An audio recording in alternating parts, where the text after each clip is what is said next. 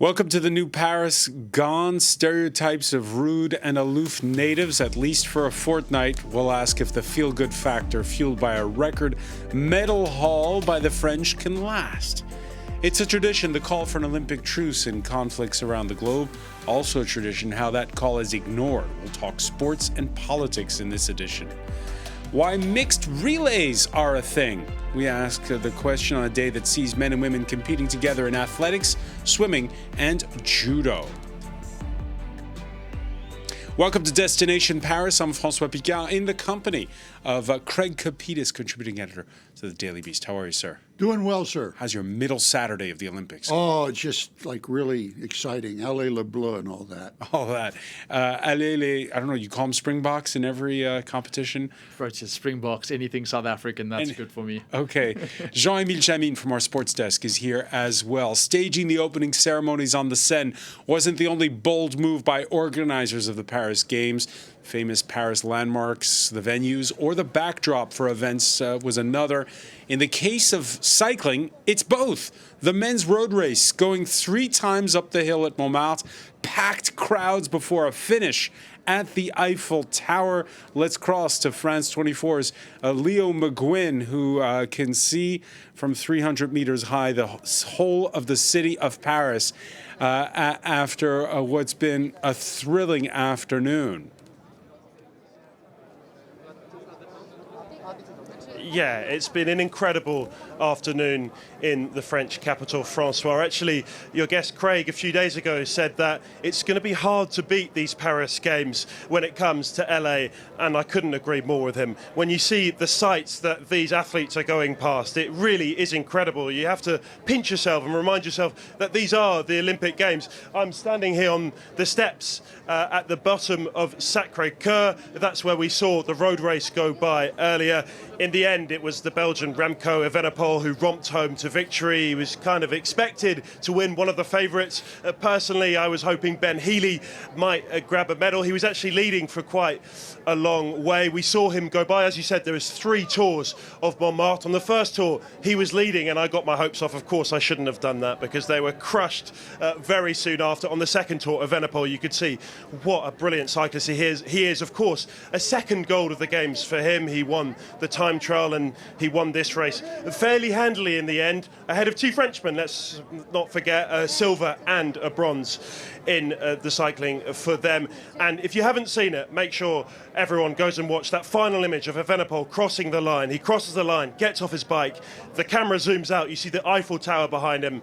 That's what these Paris Games are all about. It's been a wonderful afternoon in the French capital. It gave us goosepimples, as did the aerial shots from television where we saw Leo McGuinn, the street that goes up to where you are. Crowds packed 6 deep, and these are narrow sidewalks. There was nowhere to walk. Crowds packed 6 deep. I promise you, I saw every single flag in the world when we were going around. Every single flag. A lot of Belgians, a lot of Dutch, of course, a lot of Irish. And you know me, I've got another proud Irish woman with me here who watched the race. Lisa from Ireland. Didn't want to mention that she's from Roscommon, but I've done it now. Lisa, you're here specifically for the Olympics? I am. I was in London 2012 and the atmosphere was so amazing. I should say I wasn't in it, I was at London 2012. You didn't compete? I know.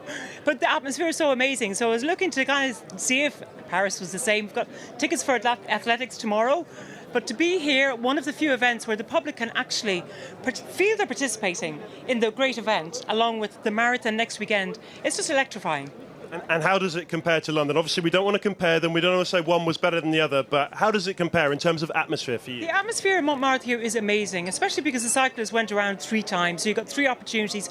Kids in, adults, kids on their shoulders and everything. The one thing I would say about Paris is the transport situation is not as good as in London, where I remember transport was free. Also, it would be fantastic if you had a big screen here so that we, who spent hours waiting for the people you were following, could actually turn and see what you just said. Remco crossing the line in front of the Eiffel Tower. It's true. It's true. Few things to improve, maybe, but it has been a wonderful day. And look, we've talked about the Paris transport before. I don't think that's the last time we talk about that. But overall, a pretty good day for everyone. Wave that Irish flag to finish. Back to you, Francois. All right. Coincidentally, an Irish woman picked out of the crowd. We get it. Leo McGuinn there at the top of Sacré-Cœur after what was a thrilling men's road race. There were lots of goose pimples. Goose pimples when Evan Poole crossed the line. Goose pimples when he punctured 4 kilometers out but still was able to win. And then, of course, a French silver and bronze. What an event. What a series of events that led up to the finish in the last couple of minutes. Evenepoel showing his class to win an historic double, as Leo mentioned there. And that was after that puncture which happened along the cobble streets as he got past the Eiffel Tower there. And it was just incredible because you just saw the freneticism, even though he was so well ahead. He's 24 years old. He's got the world at his feet in terms of cycling. And just a huge congratulations to him to have done the time trial and then this 273-kilometer race around Paris. And then just a special mention, because I heard you shouting there, Francois, for those French silver and bronze. That was Valentin Madouas and Christophe Laporte, the Groupama and if I remember, Jumbo-Visma rider Laporte. They're doing and because they don't even well. have earpieces, their teammates didn't even know that they had 2 medals. And they just surged there ahead and came second and third. I mean, I don't know if it was really expected, at least as far as the French fans were concerned, but we heard Allez les Bleus, the Marseillaise, chanting there in those very tight segments of street there. It is really just so fantastic to see, and I just must reiterate, the transport system was a mess getting into work today. At least it has paid off in terms of a spectacle in the cycling. Okay, so it's not a perfect day. Still the French enjoying a banner one. Hard to top Friday, though. You had Léon Marchand in the swimming, Teddy Riner in the judo, and in BMX racing, the first all-French podium since the last time Paris hosted the Games back in 1924. The feel-good factor is impossible to ignore on this second Saturday of the Games. Lisa Kamenoff has more. Fists in the air and thundering cheers. Spectators flood fan zones in France, bringing enthusiasm and an Olympic spirit across the country. Paris has been filled with infectious joy, smooth-running games, and lots of free and fun activities on offer thanks to a phenomenal organisation. This change in tune follows a rocky few months leading up to the Olympics that were plagued with a political crisis and general negativity around hosting the Games. But these have been put on the back burner as the focus is now on France's series of Olympic successes and new records set. There is nothing to say. We did a hat-trick in BMX. Léon Marchand was on fire. What more can we say? There is nothing to say. Everything's great. Allez les Bleus! It was a crazy atmosphere. It was incredible. Honestly, Léon Marchand is the king. We're so proud to be here. It's really crazy. We're really proud of him and proud to be French. With smiles all around and French supporters beaming with pride, even the Wall Street Journal reports that the biggest Olympic surprise so far has been seeing the French having nothing to complain about. The competition is also attracting a greater number of viewers worldwide, according to the Olympic Broadcasting Services. Much more audience, not just in France, of course. Here the numbers are record, but you have it all across the world. In the United States, it's one of the most successful Olympic Games in recent memory. In China, in Japan, in the rest of Europe is extraordinary. But a study conducted by the London School of Economics on the 2012 Games says the positive effect of the Olympics on people only lasts 1 year and will eventually wear off, suggesting supporters should make the most of it whilst they can. Craig Copetas, what are the metrics on of the feel-good factor of an Olympics? Yeah, well, the most important metric is the Olympic depression that sets in the day after the closing ceremony. We're going to be really bummed out for a couple of weeks here. All right. What do you think of that Wall Street Journal headline we saw? The biggest surprise of the Paris Olympics, even the French have nothing to complain about. Well, you know, I can't criticize my old publication. It's a fun story, but it's really true because the French love to argue and complain, and no one's complaining about these games. Everyone's having a grand old time, you know. What's the secret? C'est le je ne sais quoi. I do not know. Jean-Emile Jammine? Winning gold, I would say. I mean, It's about really performances. I mean, France is right up at the top of the medals table. Not the very top, but I mean, they've performed better now at this stage than the whole of Tokyo, which is quite astonishing. Right. I mean, Do you think it's more than that, though? You know, I mean, all joking aside, a lot of people say that the French are arrogant, which is not true. They're very prideful, is what they are. And what this has been is a showcase for France and a showcase for Paris. And all of us who live here and work here as citizens here, it's beyond a wet kiss. I mean, we didn't need this to know that Paris was a wonderful place.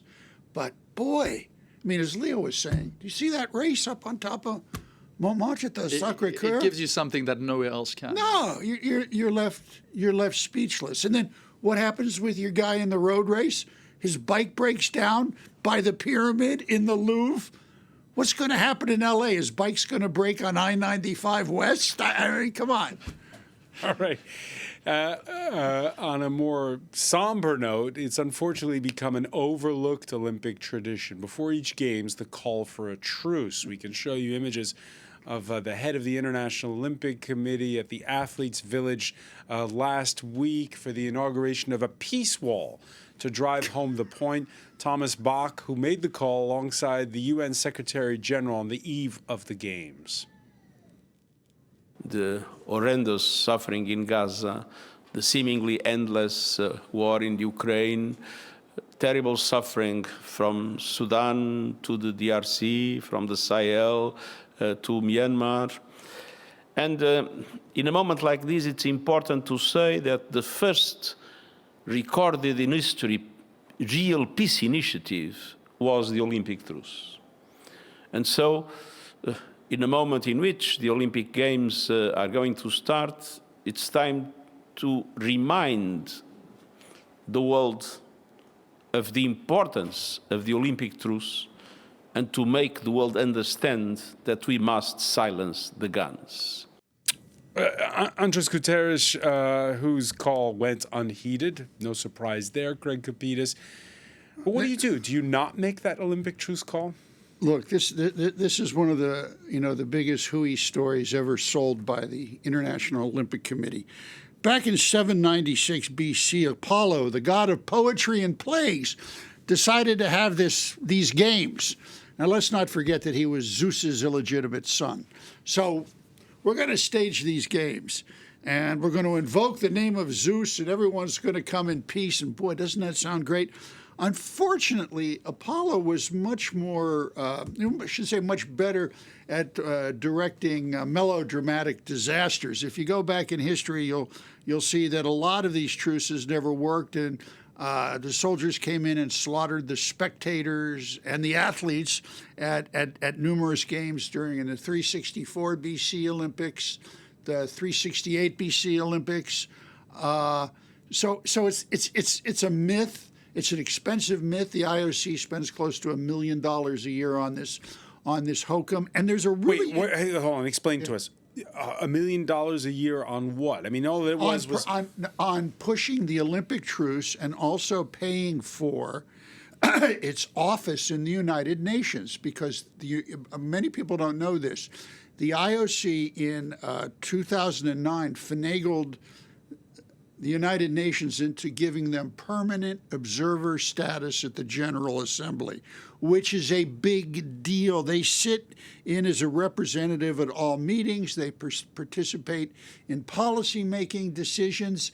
The IOC is so if there's, for instance, discussion at the General Assembly on an undersea water treaty, the IOC can sit on the meeting. Yes, the IOC says we're a sports organization. They're not. The fact that they've been in, have permanent observer status for all these years shows that they are a political organization. Why do they want it? Why do they want that? Well, it started back in the late 90s during the Olympic scandal, which the details of which you could look up. Juan Antonio Samaranch called Henry Kissinger and said... This was the then head of the IOC. Yeah, he called Henry Kissinger, who I assume all of our viewers know, and said, we got to clean up the act. What can we do? And Kissinger said, well, let's see if we can get observer status. at the IOC, at the UN. Unfortunately, it didn't work. Our colleagues stopped covering the Olympic movement with gusto around 2004 after the Athens Games.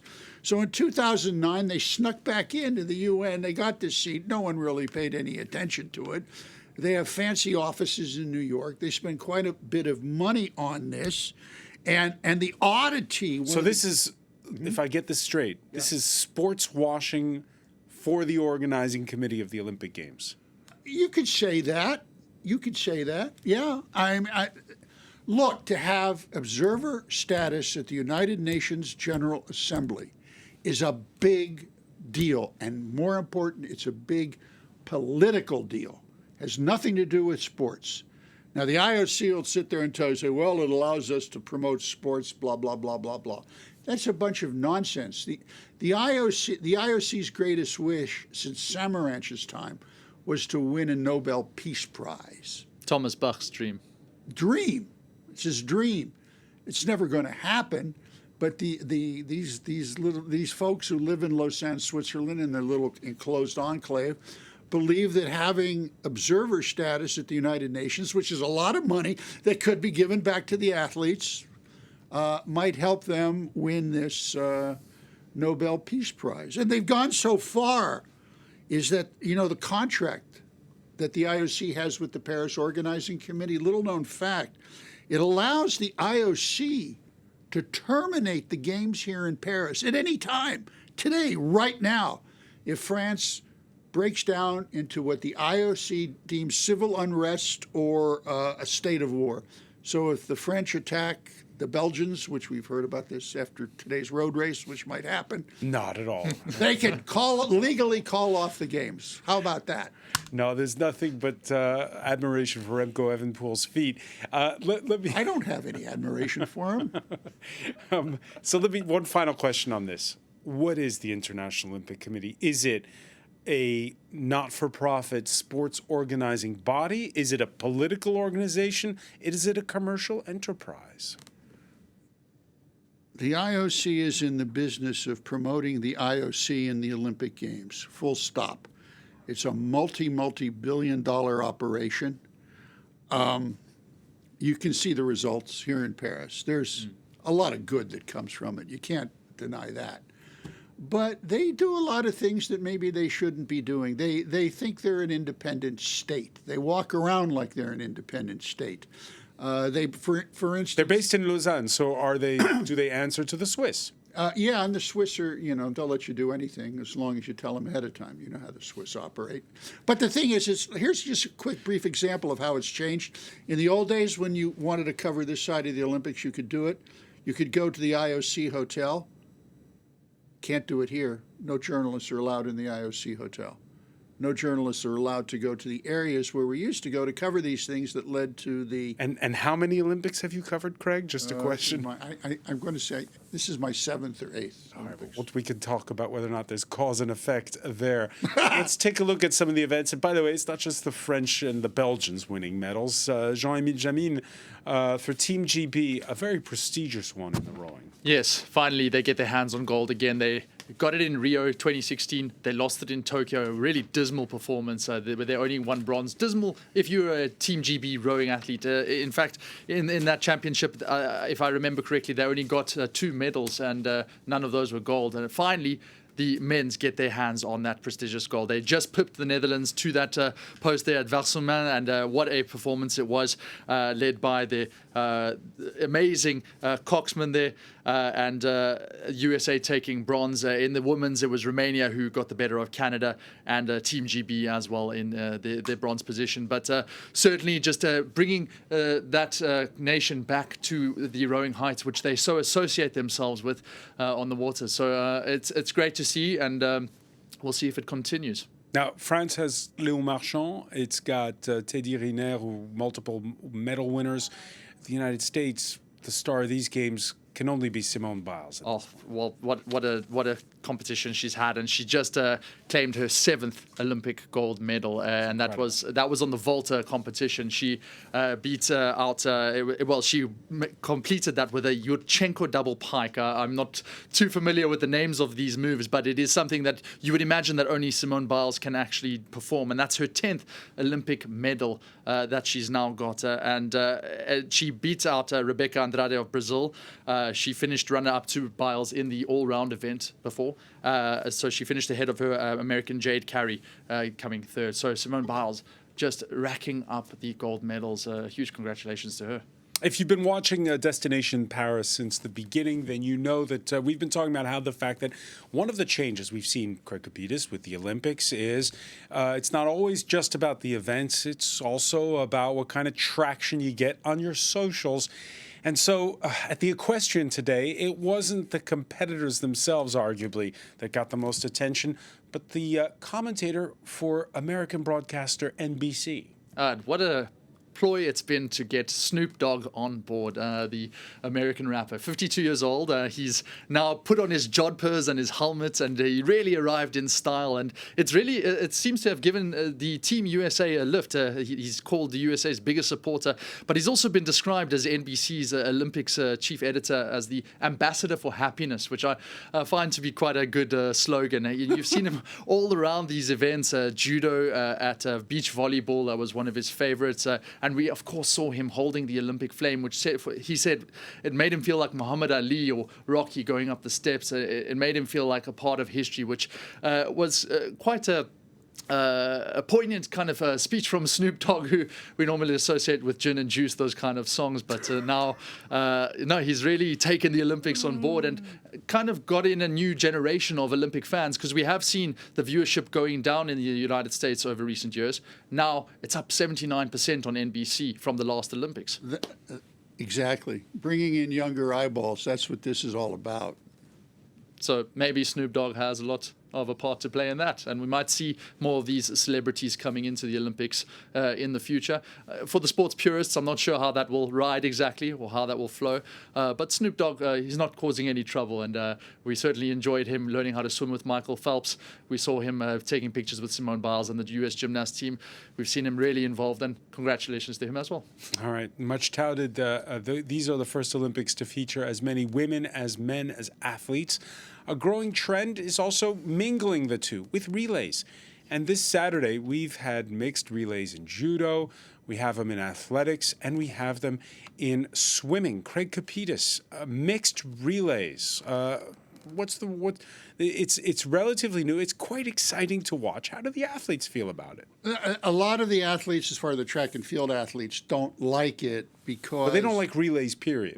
Yeah, but they don't like new events that would take their juice away from their main event. So there's some grumbling about this. But this goes back to what you were saying. It's all about getting new eyeballs in this. Now, the Olympics have a really, really big problem, and that's the balance of adding new sports without bloating the host city.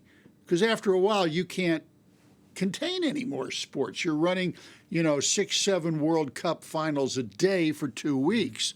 So instead of adding new sports, what they're trying to do is kind of expand events within sports that exist. A lot of people want to get in. The International Automotive Federation, who last participated in the Olympics in 1936 with a road race, they've been egging the IOC on to let them in. They're talking about, there has been talk, some of it humorous, about bringing back live pigeon shooting, which used to happen. Actually, last time it was here in the Paris Games, and I think in 1900. They're talking about bringing back obstacle course race swimming. Can you imagine swimming through the Seine, dodging debris coming in? Tug of war was another one. Yeah, tug of war, rope climbing, and my favorite, because we were talking about Snoop at the equestrian, they actually had medals for horse long jump and a horse high jump. Now go figure that. Would you pay €5 to see that? Depends on how high the horse jumps. That's what yeah. Jean-Emile Jammine, before we go, tell us what's coming up next in some 90 minutes' time. Well, we've got so much. I mean, as Chris was saying, there's just, I mean, it's a final. It's that Saturday where the athletics and the swimming overlap. Everything. But we got the 100 meters men's butterfly.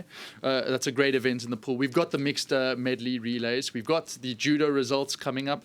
And I think the most important one for viewers, at least if you like quick action, is definitely the 100-meter women's race. And then we can't look beyond that. And some real standout performers there. You see in shot there, Sha'Carri Richardson, the American. She is looking for her first Olympic medal after missing out on Tokyo for failing that marijuana test. And she's up against some veterans, if you can call them that, on the course. Shelley-Ann Fraser-Price, one of the favorites, and she clocked in at a very impressive time in the semi-final. And she could do it again. What an inspiration the Jamaican is. Already two-time gold medal winner. And, I mean, Sha'Carri Richardson, I think that's the name, though, you have to just keep your eyes on. What about the rugby sevens? I heard they might do that again. It was so popular. Picard has been yelling about this off camera for a week. I would just love to hear Snoop Dogg commentate an Antoine Dupont try again. Yeah. Which is really why the rugby sevens came to the Olympics. I think that's... To have really Snoop is a Dogg terrific comment sport, isn't it? It's excellent. It's excellent. Jean-Emile Jammine, many thanks. I want to thank as well Craig Copetas. Thank you for joining us here for this edition of Destination Paris.